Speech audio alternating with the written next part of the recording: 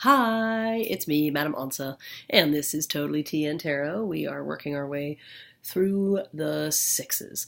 As has been our habit, we are doing both. We're talking about an herb that is associated with this, and we're also talking about, we're referring to three different decks.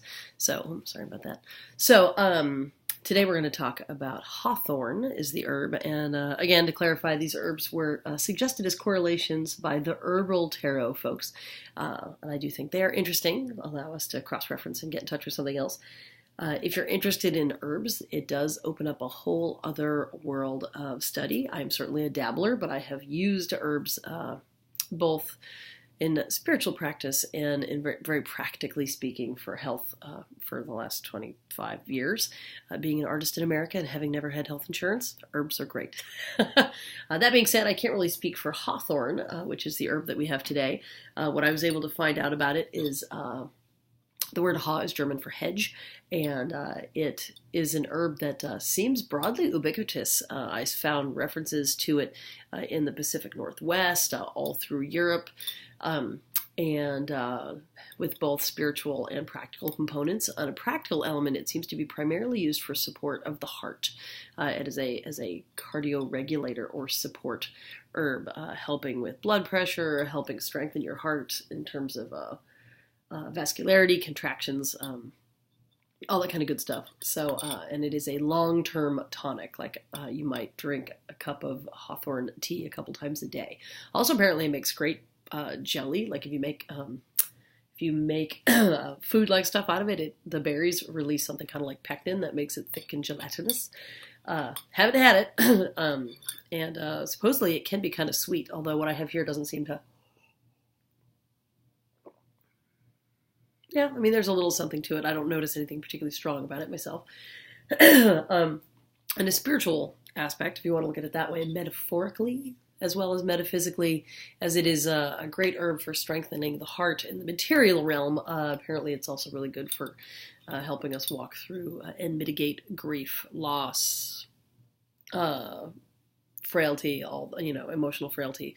So it has it's poetic, how it seems to work on both levels.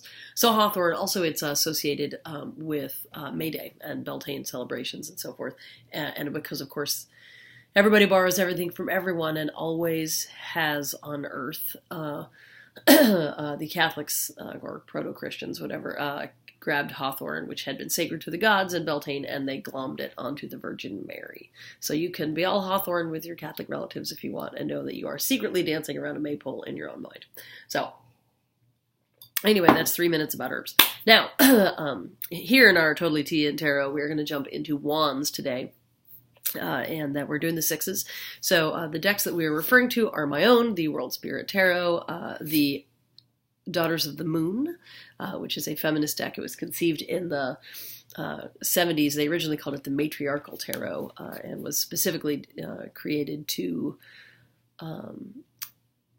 deconstruct a little of the patriarchy that was built into the more traditional deck. It's pretty close, but they've added and subtracted a few cards in the majors and the people cards, and if we continue to see this deck, we'll do more with that later.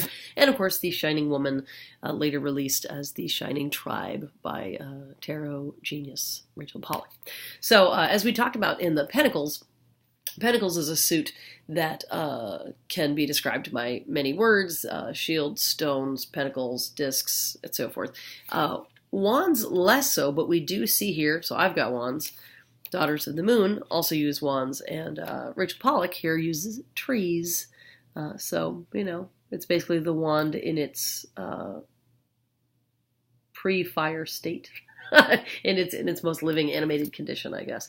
And basically what this card always describes is a sense of accomplishment, and that leads to recognition. So you can see here this person has basically gone up to the mountain, had their revelation, they're coming back with their torch, and they are being received by the people as if they had something wonderful to contribute.